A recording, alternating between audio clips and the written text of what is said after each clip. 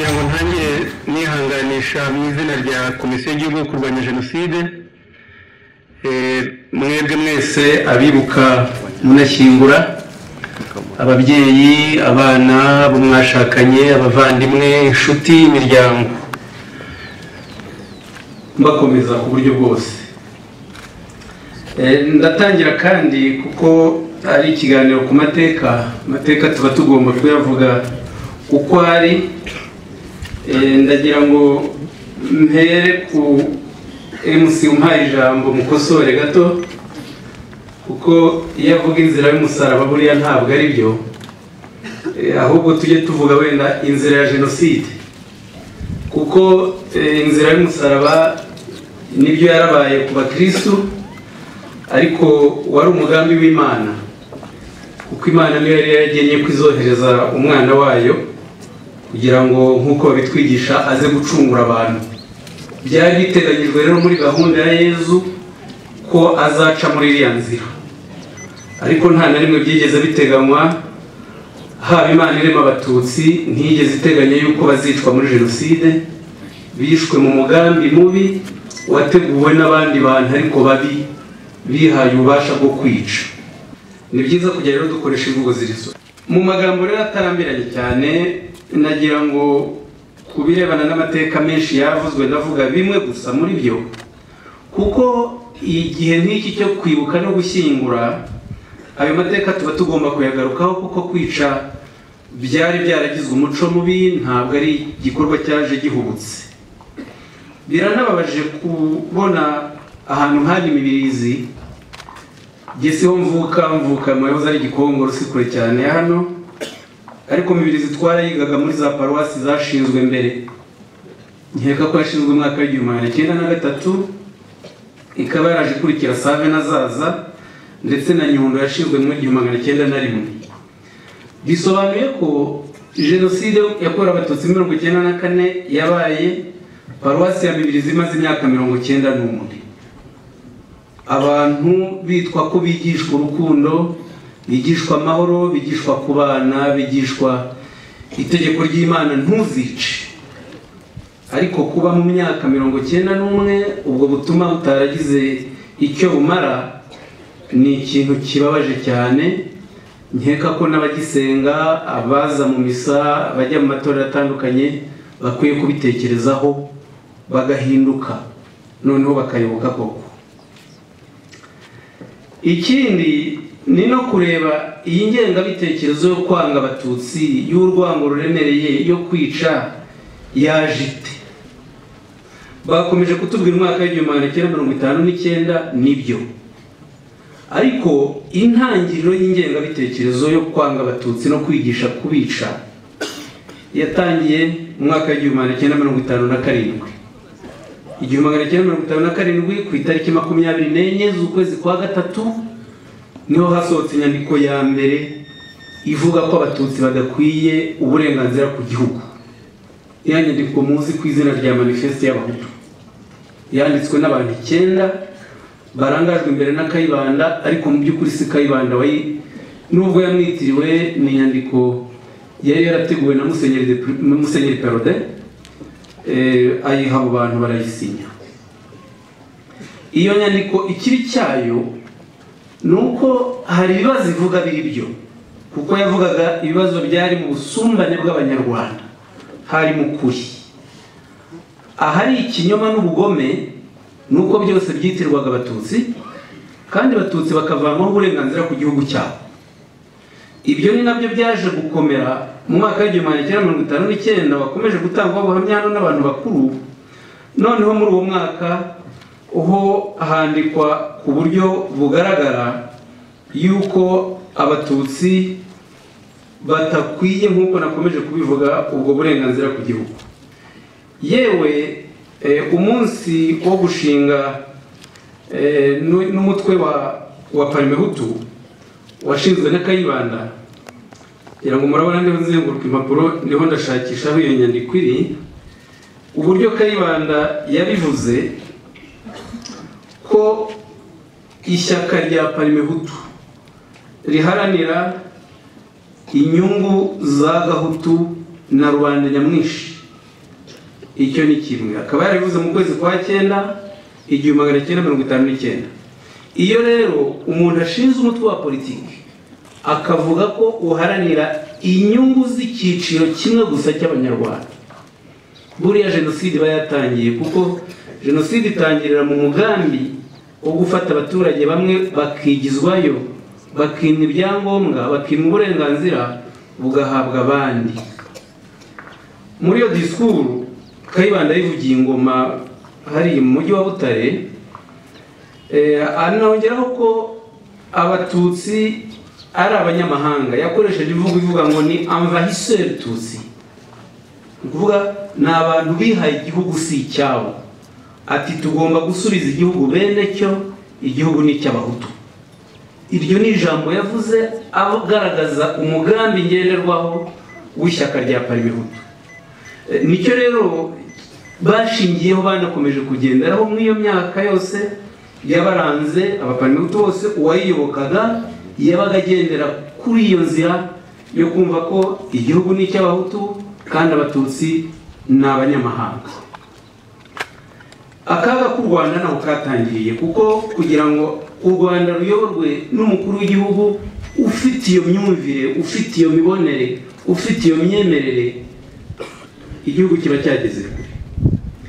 Iyi yahoze ari perefegitura ya Cyangugu yagiye igira amatariki mabi cyane y'ubwicanyi atangirira muri iyo myaka. Duhereye nko mu Gushyingo 1959, abatutsi b'Icyangugu cyane cyane muri ubu, icyo gihe hatwarwaga n'umusushefu witwaga Senuma, barishwe benshi kimwe nk'uko bishwe ahandi, ariko bigendeye kuri wa mugambi wa Parimehutu umaze kubasobanurira mu kanya. Birakomeza muri Gicurasi 1960 bica abandi batutsi Nyamasheke, ho hatwarwaga n'umusushefu witwa Nyinkindi. Abatutsi baranatwikirwa amazu atari make.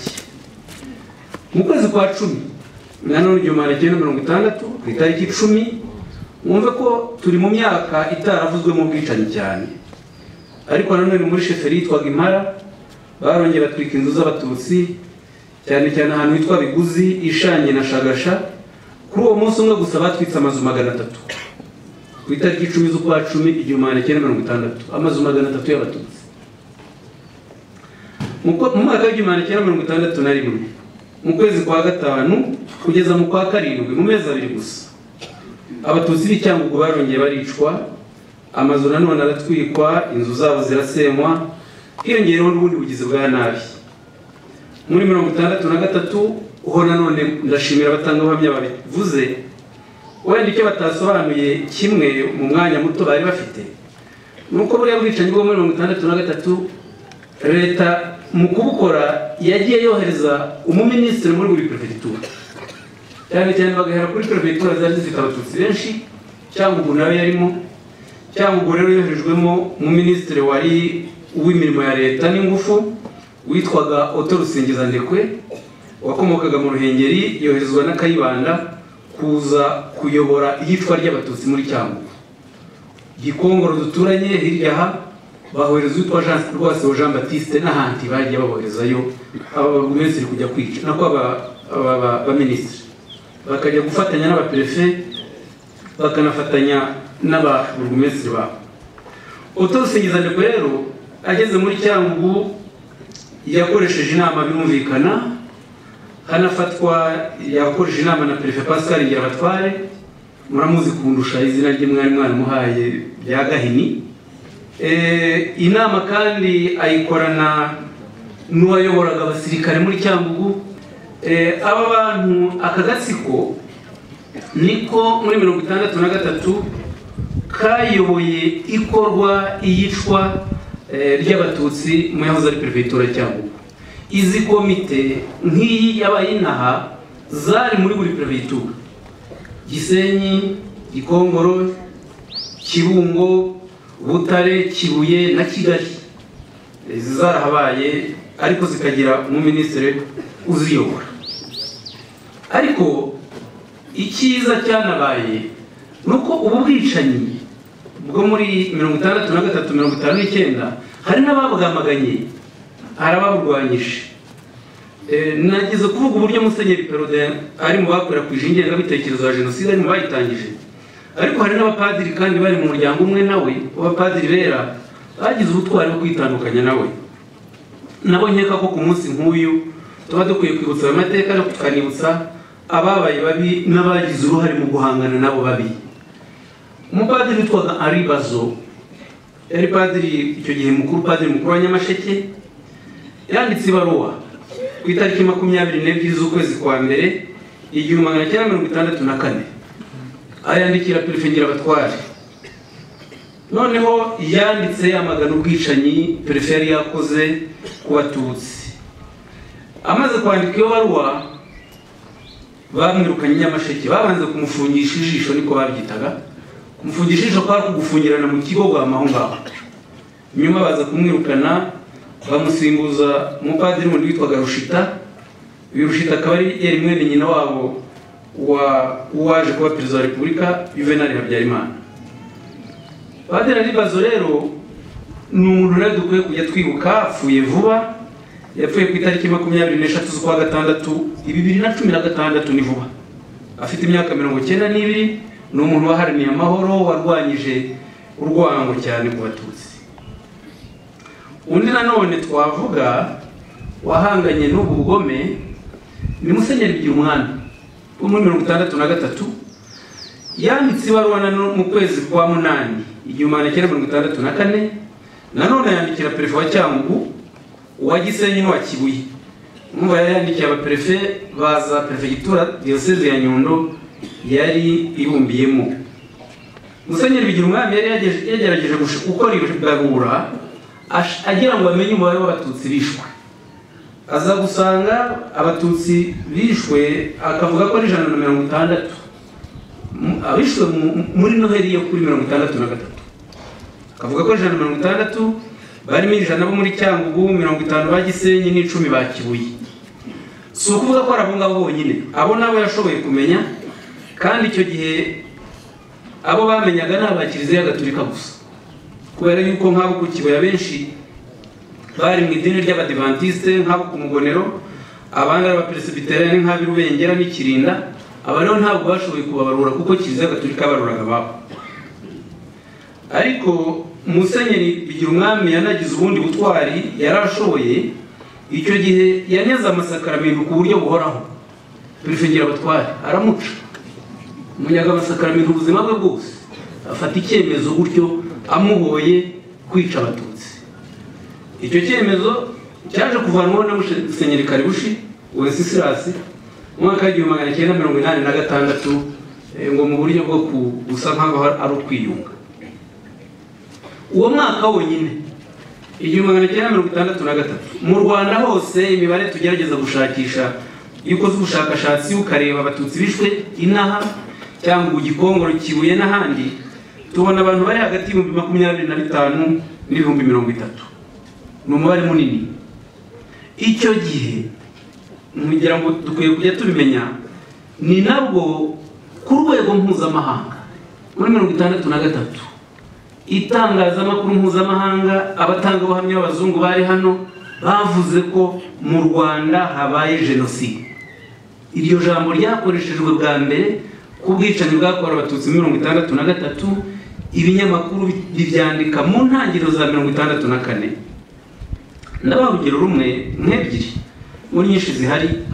Hari n'undi mugabo w'Umusuwisi, yari umuntu wakoreraga UNESCO, yari yaraje kwigisha mu Rwanda, yitwaga Denis Gilles Viomet. N'ubu ariho n'umuntu ushaje, abahantu bita Neuchâtel mu Busuwisi. Icyo gihe ari Butare muri groupe scolaire aho yigisha. Noneho aza kubona ko abanyeshuri b'Abatutsi bahari biruka mu mashuri bakanicwa, kandi bakanishwa na bagenzi babo batojwe n'abaparimehutu bakomeye.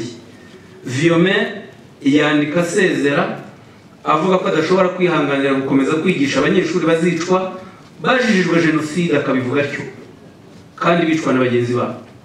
Amaze kwandika iyo nyandiko, Kayibanda yaramumenesheje amwirukana mu gihugu. Ibinyamakuru rero nababwiraga byagiye bibyandika, hari nk'icyitwa Le Courrier d'Afrique cyo ku itariki 11 z'ukwa kabiri 1964, cyanditse inyandiko cyise la vérité sur les massacres du Rwanda, ni ukuvuga ngo ukuri k'ubwicanyi bwabereye mu Rwanda. Bakavuga ahantu henshi, reka mbabwire icyo bavuga kuri Cyangugu icyo gihe kugira ngo binagaragare ko mu buhamya baduhaye si amagambo, biri no mu nyandiko z'abazungu bari hano ndetse n'abanyamakuru bahageze b'abanyamahanga bakabona bakabivuga. Uyu munyamakuru yanditse ati, biri mu Gifaransa ariko nabikize mu Kinyarwanda kugira ngo tuzatinda, ati Icyangugu ubwicanyi bwafashe intera ndende bigizwemo uruhare na Minisitiri Otto Rusingizandekwe wari woherejwe muri iyo perefegitura. Ku itariki 24 z'ukwa 12 1963 muri komine zose za Cyangugu habaye igikorwa cyo gufata abatutsi, hafunzwe abagera kuri 96. Ku itariki ya 27 z'ukwa 12 1963 Otto Rusingizandekwe yategetse ko abo batutsi bakusanywa bakajyanwa ku biro bya perefegitura Cyangugu. Bahagejejwe ku itariki ya 30 z'ukwa 12 1963 saa moya za mu gitondo. Saa sita z'uwo munsi abasirikare babajyanye mu ishyamba babicirayo bose nta rundi rubanza. Ubwo bwicanyi bwakozwe buhagarikiwe na perefe. Umuntu uwo ari we wese ashobora na n'ubu kubona amafoto y'abo bantu aho biciwe, na Croix Rouge yarabafotoye aho bita kuri kilometero 35 ku muhanda wa Cyangugu Butare. N'ubu ibimenyetso biracyahari, ariko abategetsi barabeshya bavuga ko ubwo bwicanyi nta bwabaye. Umuturage wese ugerageje kuvuga ko abo bantu bishwe ahita afatwa ako kanya agafungwa. Ikindi kinyamakuru Témoignage Chrétien nicyo mu Faransa cyo ku itariki 6 z'ukwa 2 1964, ndetse na radiyo mpuzamahanga y'Abafaransa RFI na radiyo ya Kiliziya Gatolika Radio Vatican yo ku itariki 10 mu makuru yavuze ku itariki 10 z'ukwa 2 1964, nayo yavuze ko, ndabivuga amagambo yayo, ngo jenoside y'indengakamere nyuma yakorewe Abayahudi iri birakorerwa mu karere k'umutima wa Afurika ku buryo busesuye kandi butarobanura mu Rwanda. Abantu ibihumbi n'ibihumbi b'inzirakarengane baricwa buri munsi mu Rwanda. Inshuti bavandimwe, iyo twibuka tunashyingura abatutsi bishwe muri 1994, ni ngombwa, nabivuze mu magambo make, kugaruka kuri aya mateka ya kera, kuko aba batutsi bishwe iki gihe nta na rimwe bigeze bavugwa, nta na rimwe bigeze baherekezwa, nta na rimwe bigeze bashakisha no kumenya amakuru yabo. Yewe n'uwatinyukaga kubivuga yarabiziraga. Ubwo rero dufite ubuyobozi bwiza bungabunga amateka, bwubaka u Rwanda, ni ngombwa no kongera gusubiza icyubahiro n'ubumuntu aba batutsi babwambuwe muri iyi myaka. Muri iyo myaka kandi ikindi cyaranze ubwicanyi bwakorewe abatutsi ku buryo bubabaje, nuko leta yategekaga ko hakorwa raporo z'abishwe, hagakorwa ibarura kugira ngo hamenwe abishwe n'abasigaye, bityo abasigaye nabo bashobore kubona uburyo bwo kubica ku buryo bworoshye. Ibyo nabyo byatangiye muri 1959, noneho muri 1960 hanatangwa amabwiriza y'abayobozi icyo gihe bari abakoloni, batanga amabwiriza y'uko bigomba kugenda. Ndabaha urugero rumwe, iyo tugira umwanya nabahaga nyinshi ariko ndabaha rumwe. Ni inyandiko yakozwe n'uwari administrateur wa teritwari ya Nyanza. Teritwari icyo gihe yari nka guverineri y'iki gihe, nka province. Ni inyandiko yo ku itariki 10 z'ukwa 5 1960, yanditswe n'uwari administrateur wa teritwari ya Nyanza namuvuze, yitwaga De Wilde, n'umubiriki. Ayandikira abashefu bose, noneho mu byo bavugaga dore ibyo yababwiraga. Ati, nshimishijwe no kubandikira mbasaba kungezaho bitarenze tariki ya 10 Kamena 1960 urutonde rwuzuye rw'abantu bishwe muri sheferi mushinzwe.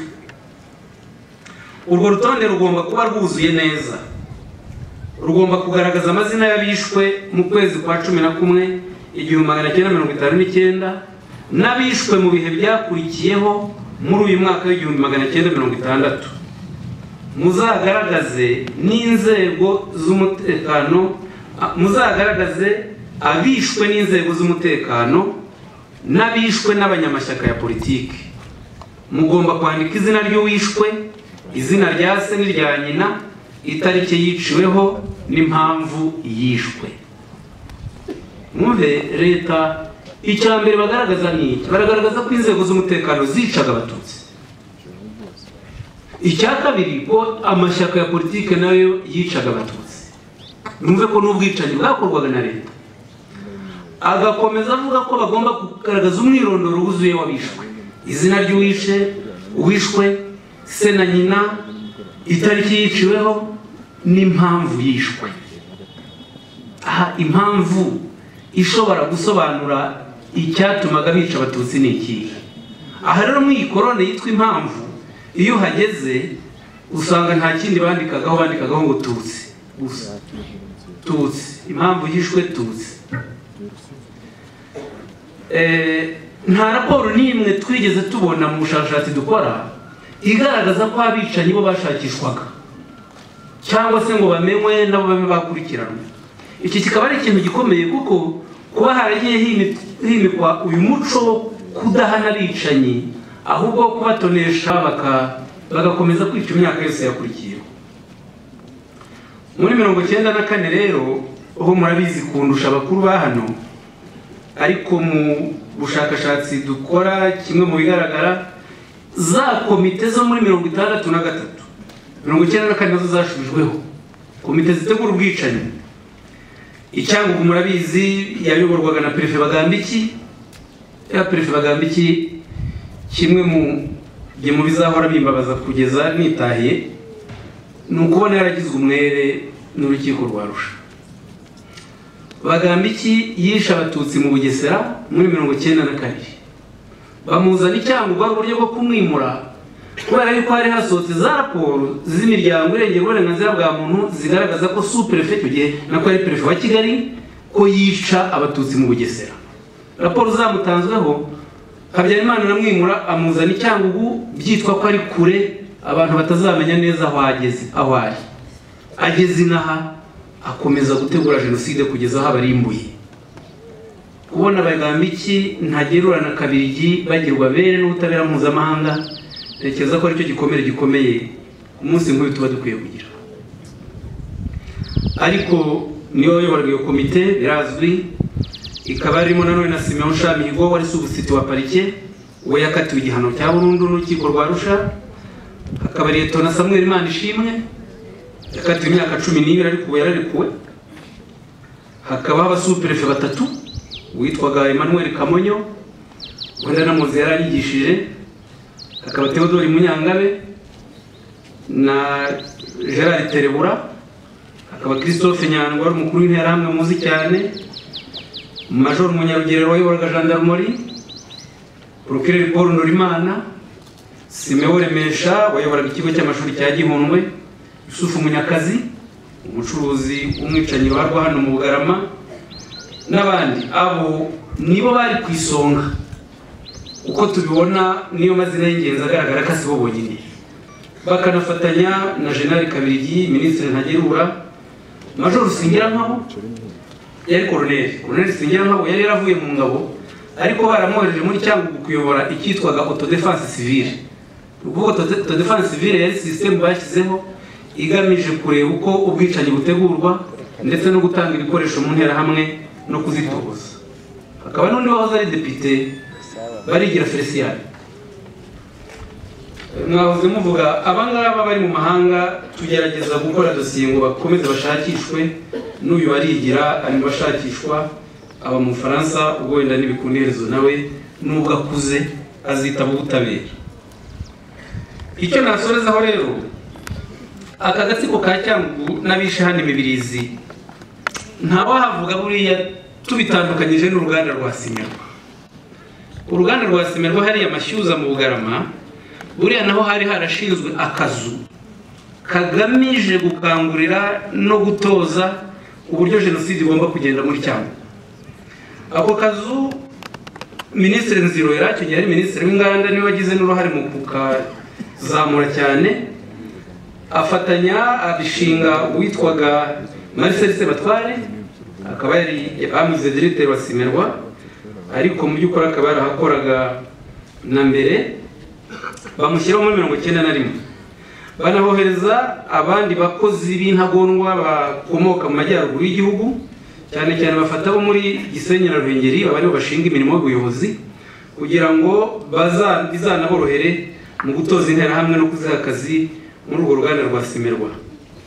Uyu Marcel Sebatware babwiye ko iyo gahunda yatangiye muri 1991, yakomokaga muri komine twaga mu Kingo mu Ruhengeri, akaba kandi yakomoka ku musozi umwe hafi rwose n'umuturage umwe na Minisitiri Nzirorera. Bakaba rero yari gahunda bakoresheje muri ubwo buryo bwo kuza kwica abantu inaha. We yari yarageze mu Bugarama kera kuko yatangiye gukora muri Simerwa mu mwaka w'1943. Akaba kandi kugira ngo munumve iyo link ni ukuvuga irisano yabo bicanyi hagati ye na Bazirorera, uyu Sebatware yari namwishywa wa General Nsabimana Deogratias. Nsabimana Deogratias Nyiramurabizi we yari umugaba mukuru w'ingabo z'u Rwanda icyo gihe. Aho rero ishyaka rya CDR rishingiwe ku mugaragaro, nibutse ko CDR yashinzwe ku itariki 16 z'ukwa gatatu 1992. Uriya kugira ngo Bucyana azaba ari ugirwa perezida wa CDR, nuko uyu Sebatware Marcel yabigizemo uruhare kuko bari banaziranye. Ntabwo bashaka ko CDR iyoborwa n'umukiga, bashaka ko CDR iyoborwa n'umuntu ukomoka mu kandi gace kitwa koko ngo katarangwa n'ubutagomba nk'uko byari bimeze kuri aba bakiga.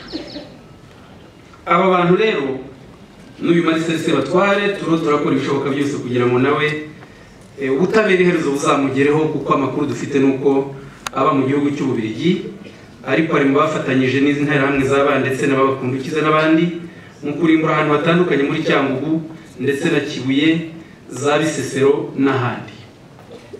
Icyo nsorezaho rero ni iki? Icyo nsorezaho ni ukubaha ibimenyetso nanone bibiri gusa bigaragaza ko jenoside yakorewe Abatutsi 1994 yateguwe si impanuka.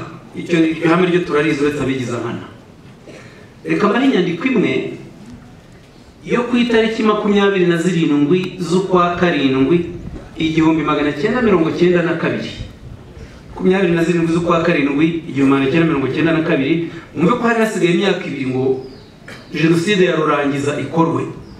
Ni inyandiko yakozwe, inyandiko y'ibiro by'iperereza rya gisirikare yanditswe n'uwayiyoboraga Colonel Nsengiyumva Anatole.